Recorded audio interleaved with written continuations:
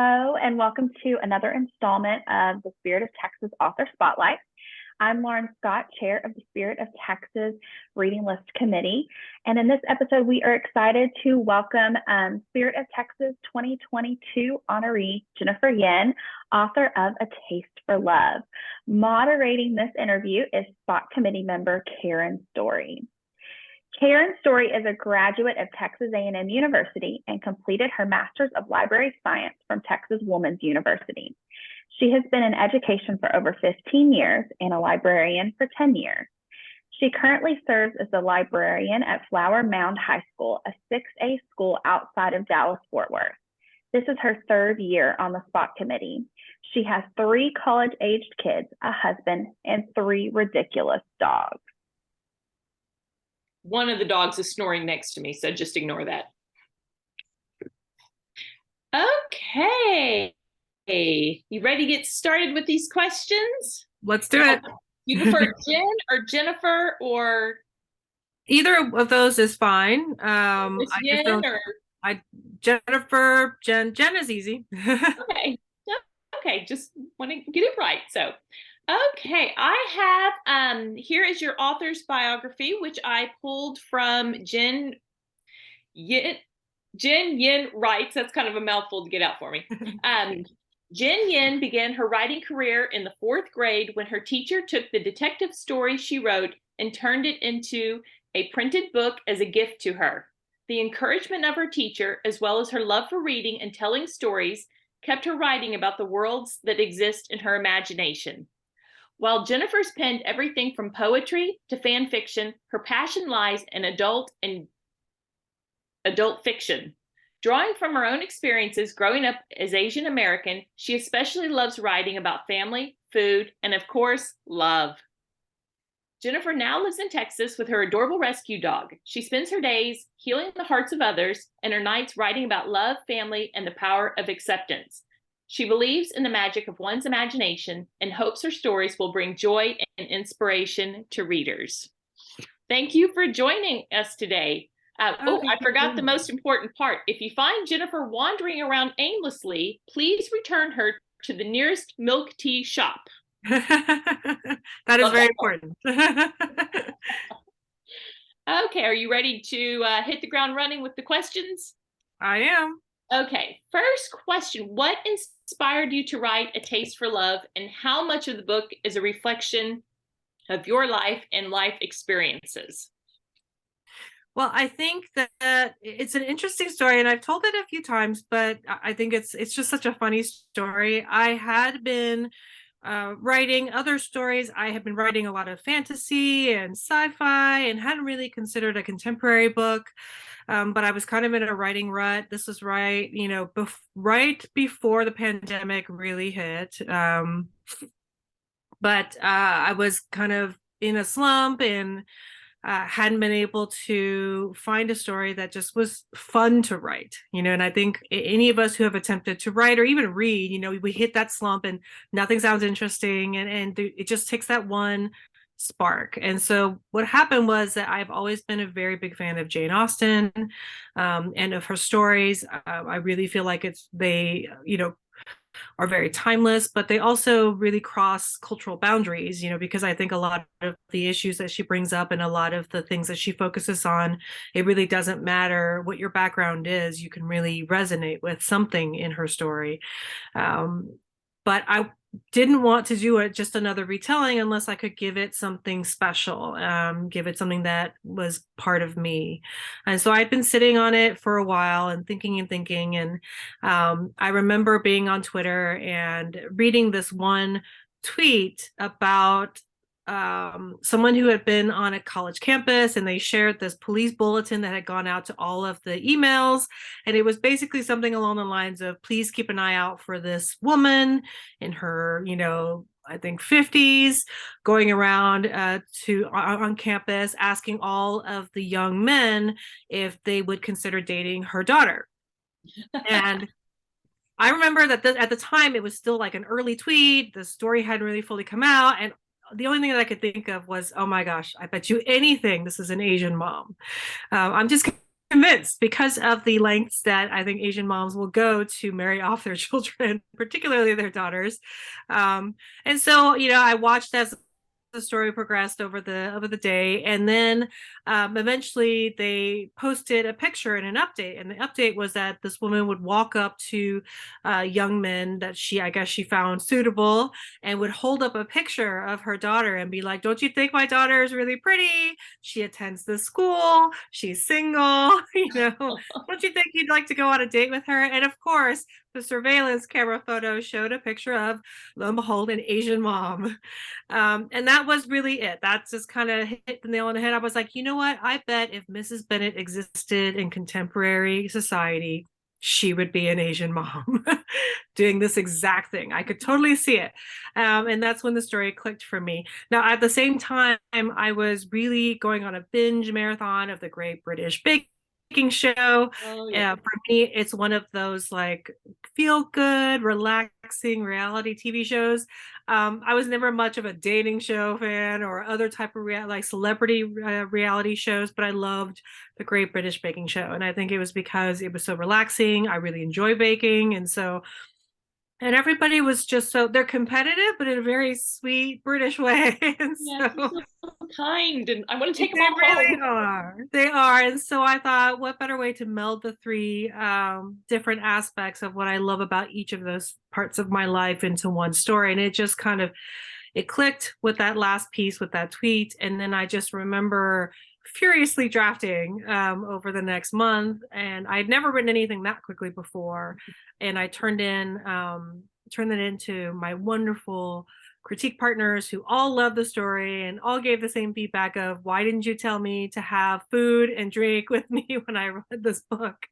And I sent it to my agent. She had the same response, and off we went to on submission. And I was very, very fortunate that we got a lot of interest very early on. And the next thing I know, I've signed a book deal, and A Taste for Love was born. Wonderful. Yeah, it is a wonderful book. And I could definitely see the Great British Baking Show in there. And I'm like, oh, makes me so happy. Jane Austen and Great British Baking Show, it hit it on the head for me. So I'm going to ask you, you touched on a little bit about the Asian mother. Mhm. Sometimes Asian mothers can be kind of stereotyped a certain way Mhm. as to who they marry and finances and future careers and all that. So it definitely plays into A Taste for Love. How has that reflected in your own experiences, and how do you feel about that kind of almost stereotype that goes along with it? Sure. Well, I think obviously before this book came out, I was already familiar with the concept of the tiger parent, specifically usually the tiger mom, and I saw a lot of that in my own life. My mom is a wonderful woman, but she definitely was a tiger parent, and a lot of it came from it's a very common, I think, not just immigrant, but ethnic minority mentality of, we want our children to succeed and do more than we could and be more stable and more secure than we could ever be. And if it's our responsibility, and if that means that I'm not my child's friend, then that's what I'm going to do. I'm not their friend, I'm their parent, and it's my job to teach them everything I can teach them in a very short period of time, and push them to their potential. So my mom was definitely like that. I wouldn't necessarily say that she was Mrs. Bennet in the sense that she ever pushed dating. If anything, my mom was the opposite. She was very much about wanting me to focus on school and wanting me to focus on my studies. Boys were a distraction. So if anything, she was very discouraging of me pursuing that avenue. But she did very much push me, and we definitely butted heads quite often growing up, because I wanted to be a normal teenager. I wanted to do what my friends were doing and go to parties and go to the movies and have sleepovers, and not have to worry about every class, every piece of paper that I had to do, every test. And of course I liked boys. I was a teenage girl at the time.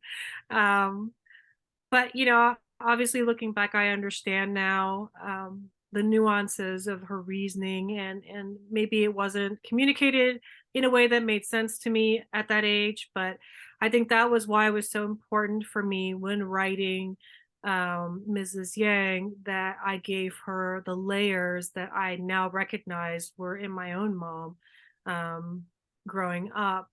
I think it's fun to play off of stereotypes or tropes, but it's important to highlight the reality of those tropes and where they come from and the inspirations of them.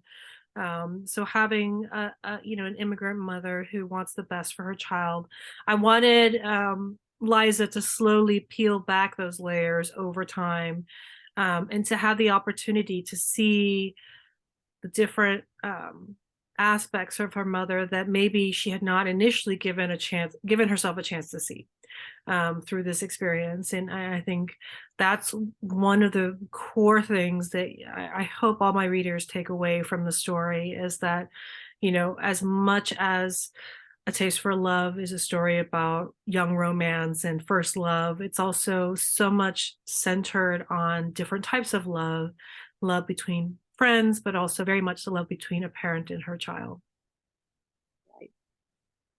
Okay, next question. As a Taiwanese American, how do you feel about representation in books today, and why is that so important? I think as a broad, picture, diversity in reading is really important, because a lot of times, even now, a lot of children's first experience with the world and learning more about it comes from books. Whether it's digital or not, whether it's a hardbound or not, the point is, a lot of times it's, because it crosses socioeconomic boundaries, you can go and get a book in the library. You don't have to buy one. Or you can even just rent one. You can borrow one online nowadays, and get a digital copy. It's a lot of children's first experience with the world and first experience with things that and people and cultures that are different than them. And I think the great thing especially about where we are nowadays, is that you can do that from the comfort of your home. You don't have to go very far, and you don't have to make plans to do that. You could literally curl up, on a rainy Saturday, and explore the world. So I think that diversity and representation in books is so important for that reason, because we want to open the minds of children early. We want them to understand that their perspective is one of many, that their, culture is one of many, but also that despite the fact that there are a lot of differences, there are a lot of similarities between you and the people you're reading about, because I think that goes a long way to planting the seeds of acceptance, of being open-minded, of being willing to learn about other people and viewing the world in a way that isn't so narrow-minded. And obviously, personally, for me, as someone who grew up looking different, sounding different,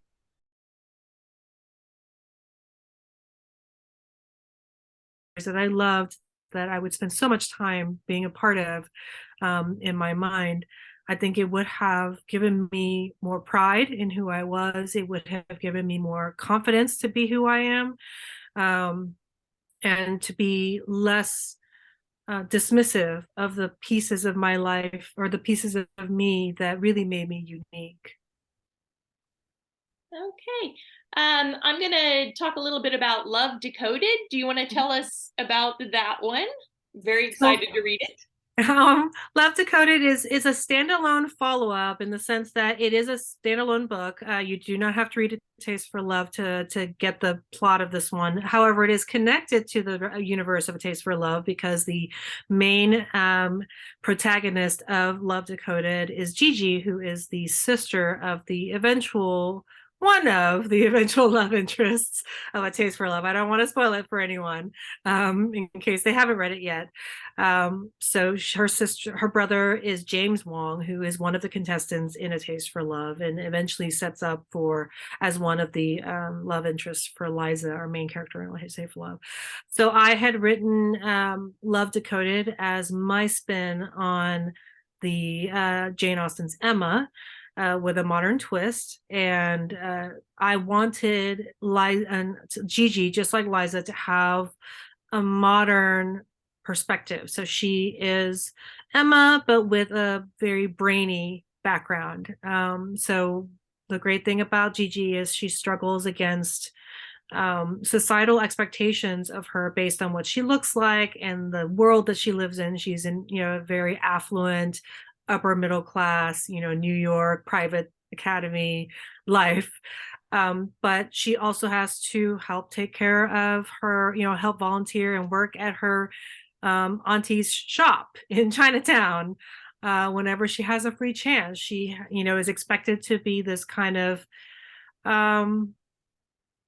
it's a little bit of an heir and spare kind of mentality, right? Her older brother James is expected to be the one that will eventually secure the family's legacy to, and she's just there as, kind of a pretty face and to help take care of the people at home. But they don't expect a whole lot of her, in terms of academics or career. She's the youngest baby princess, so to speak. And her push and resistance against that box that she's been put in. Of course, she has her own love story. If anyone's familiar with Emma, how that will play out. And I don't stray from that too much in the book. But I wanted to kind of, once again, give dimension to each of the characters that Miss Austen, created, and put it in the context of Asian culture and what that would look like today. Okay. What projects are you currently working on? So my heart has always been in fantasy and science fiction. Those are things I very much love. It's a lot of what I grew up reading. So I've kind of started out drafting a new story that will have a contemporary fantasy basis with a touch of Chinese mythology. I think it's something that I grew up with. I remember when I was little, my dad would read me Journey to the West, which is a major classical work in Chinese culture, but it has a lot of fantasy, a lot of magic, very interesting, characters, and it's this very long anthology that I just remember sparking my very first love of reading. It was one of the first books I ever had read to me, I guess, at the time, because I was quite young and I couldn't read, but it sparked kind of my path that eventually led me here. So I'm hoping to do that. But I've had written pieces of other contemporary romances. We're just trying to figure out which one might be that one book that will be the next one. Well, selfishly, as a Jane Austen fan, I hope you do an adaptation of Persuasion. That was my favorite. Oh, that's definitely one of the ones that we could definitely do in the future. You never know. You never know. Never know. Okay, I am going to move on to the reader questions. What was the process you went through to get your book published, your first book published? Sure. Well, I did go to the traditional publishing route, and there's a general kind of path that you take. What you typically do is you start in the querying process. That means querying for an agent to represent you. I drafted several stories before submitting them to agents after researching kind of what stories they like, what other authors that they represent, their agencies. And I was very fortunate that it didn't take me too long. I think it took me about a year before I was able to connect with my agent now, Jessica Watterson, over at SDLA. I just remember getting on the call with her and just how enthusiastic and excited she was for the story that I had submitted to her, which is not a taste for love. It was a story called When Snow Meets Crane, and it was a story that I hope eventually that my readers will still get a chance to read. That's had a main character who was suffering from depression, and how her connection and her relationship with her grandmother really pulled her through her emotional distress and her emotional conflicts. But that story really touched my agent, and she resonated very deeply with it. And so after speaking to her and a few other agents, she offered to represent me, and I accepted.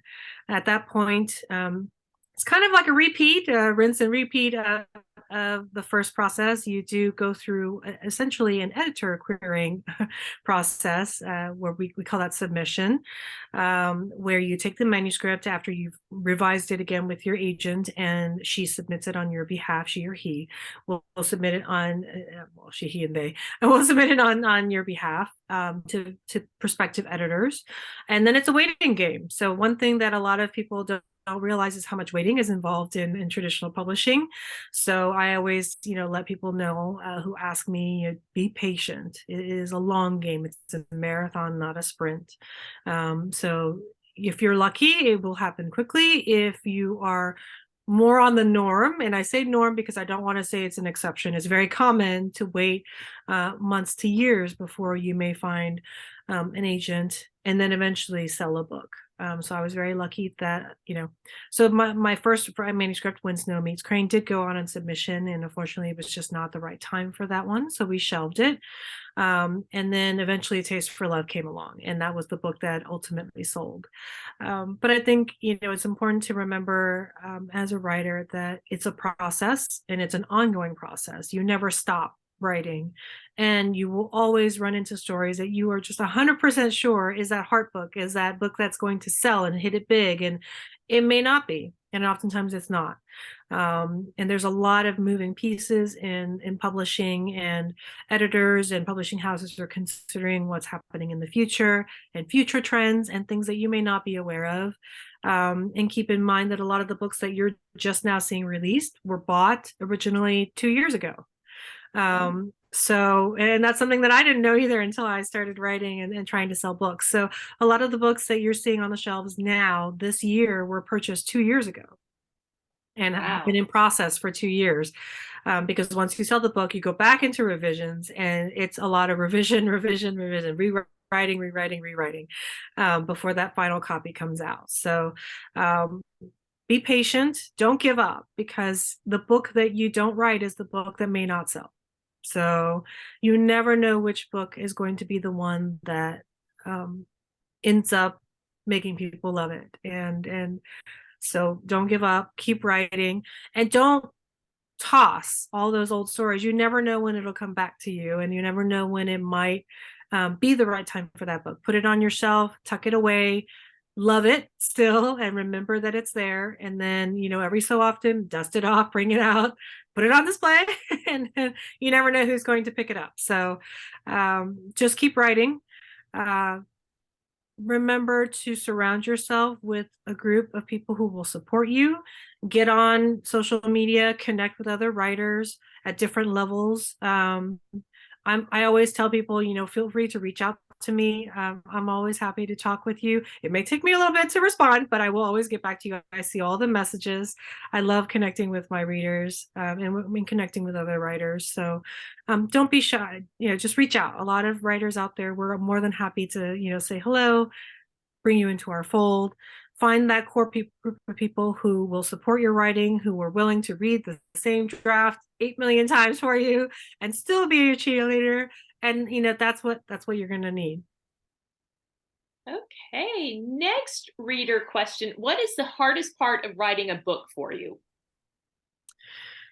Oh, that's tough. I think it kind of connects with the previous advice. Honestly, especially during the pandemic, I've tried to write and I've hit walls, and it's very, very challenging. So I think the hardest part for me about writing any book or writing in general is finding the motivation and the determination to write when you least want to do so.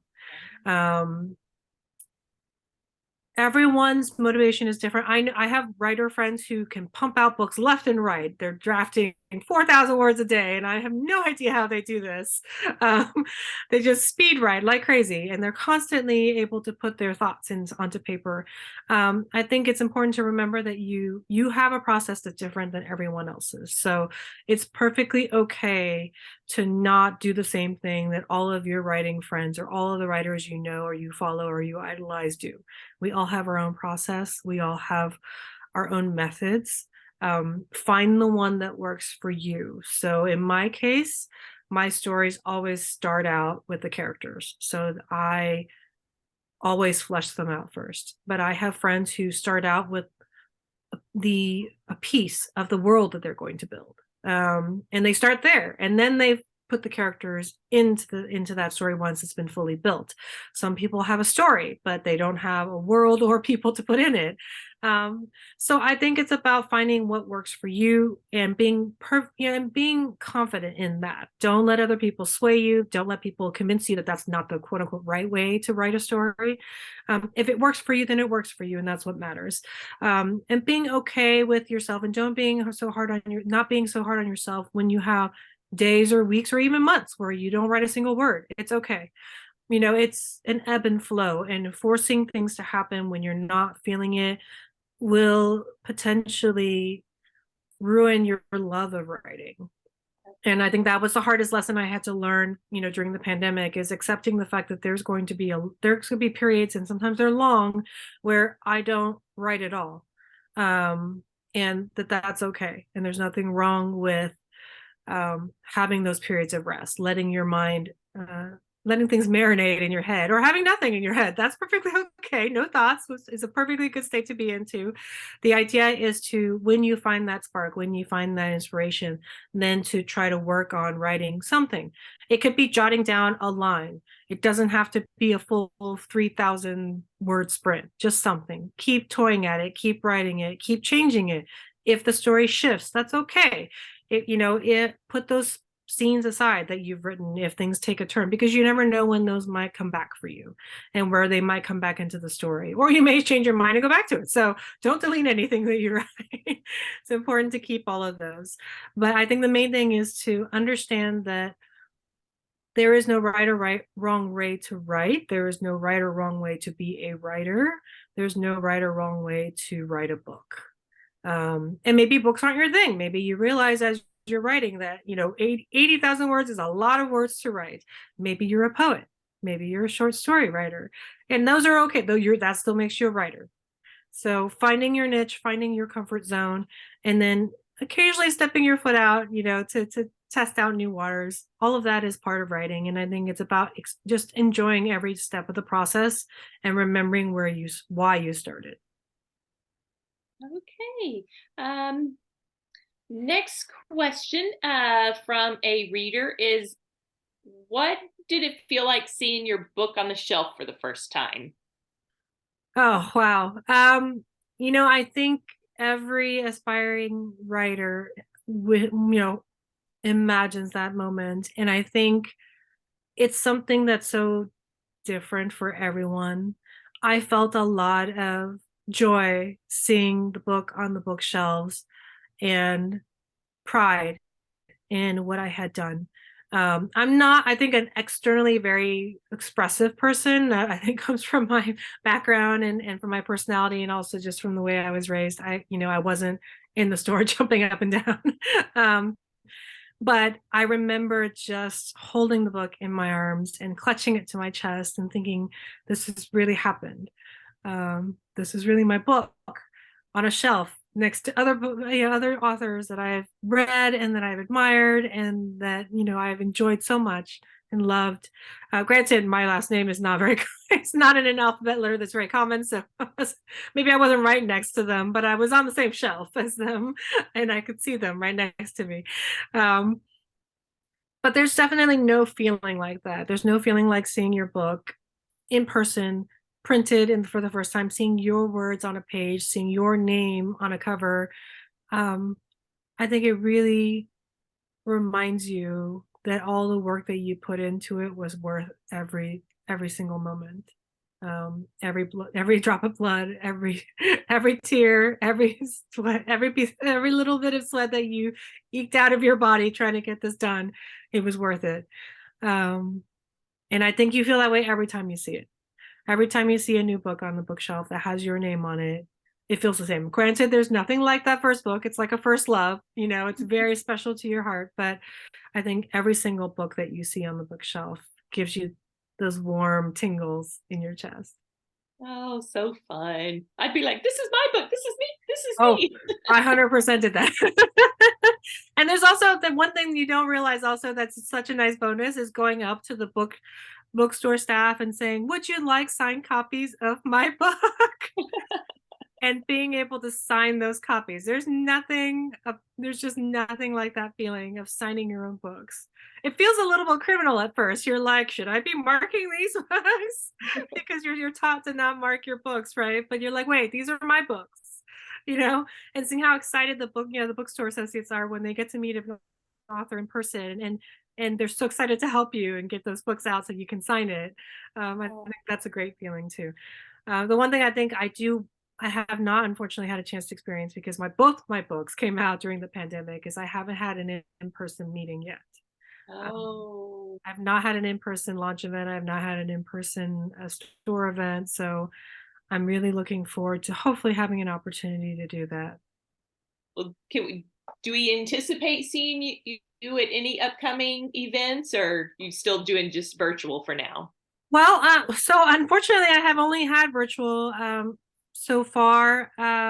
My hope is that I know that I am participating in a local event here in Houston in March. I've been invited to be on a panel of authors to speak to students in Alief ISD. Okay. About my books in March. And that is going to be my very first in-person event. I think they're expecting probably 200 students to be there. So I'm nervous, but I'm very, very excited. I'm hoping to also reach out and maybe be able to set up some things for May and April and May during Asian American Heritage Month. I would love to be a part of that locally. But I'm in Texas and we're in a big, state. So if anyone out there is interested in asking me to participate, I'm more than happy to speak with you. I love my librarians, especially. I had some great ones growing up that were very indulgent of my reading addiction. I even volunteered once back in the day with them, and I used to shelve books, and I knew how to use a Dewey Decimal System. So I would love to be in a library again and do a reading and meet some of my readers. That would be amazing. Okay, one last final question for you. Describe the perfect milk tea. Oh, that's hard. Well, for me, the perfect milk tea is that ideal balance between the tea, which ideally would be freshly brewed, not burnt. It needs to have the flavor of whichever tea you've chosen, whether it's black or green, oolong, white, doesn't really matter, herbal. Or for those of you who don't like tea, whatever flavor you've decided, whatever fruit flavor you've decided on. The right amount of ice to give it just that perfect mouth feel, that perfect temperature. And then, of course, for milk, any kind of milk, it doesn't matter which kind, because obviously a lot of us are lactose intolerant, including myself. Not that I let that stop me. I still drink my milk teas with real milk, but whichever kind of milk that you prefer. And then the topping. So you don't always have to have the topping. I certainly have had plenty of milk teas without a topping, or what some places will call them sinkers, the ones that are at the bottom, like the boba or tapioca. But they come with a variety of gels or puddings. Some of them have fresh fruit or a few fruit purees that end up at the bottom. So I think, like a good book, the perfect cup of milk tea is one that fits and suits your tastes. So the nice thing about a lot of milk tea shops, if you've never tried one, is when you go there, you can customize it any way that you want, with however much milk, however much topping, whichever kind of tea, however much sweetness or ice that you want. So you tailor it to you. For me, I tend to have my milk teas with no ice. I do get it with real milk. I love the fresh milk version. I am more of a green tea drinker, so I typically will get a green tea. I don't usually tend to get a lot of sweetness in it. My favorite toppings are tapioca or boba. I love something called IU jelly, which is a yellow citrus clear jelly that not all the shops have, but if you ever get your chance to try it, it's amazing. You can do egg pudding or mango pudding. Those are also really, really good. So any of those go great with a milk tea. I love them. But honestly, I think it's all part of the fun of milk tea is trying new ones, trying and experimenting with new ones. So I think find the one that you love, try a few. You can go down the menu. You can make it a goal for the year. You try one of each item in your favorite tea shop and you try it throughout the year, find your favorite. But there's just so many combinations. And I think that's what is so fantastic about milk tea. And I think that's why I love it. And I feel like it's just like a a food version of books. So and if you find one you like, you can find a variety, slight variation. You can find something adjacent to that, just like another author that writes a book similar to the one that's your favorite. So I think that's what's really lovable about milk tea. All right. Well, thank you for your time, Lauren. I will let you take it away from here. All right, thank you. And thank you for joining us today for our Spirit of Texas Author Spotlight with Jennifer Yen. Be sure to check out our Spirit of Texas website for book club activities, read-alikes, and more for a taste of love in all of our 2022 Spirit of Texas books and authors. Stay tuned for our next episode coming soon to our YouTube channel and our Spirit of Texas website. And thank you again to Karen, to Jennifer, and to Razorbill, an imprint of Penguin Random House, for our time together today.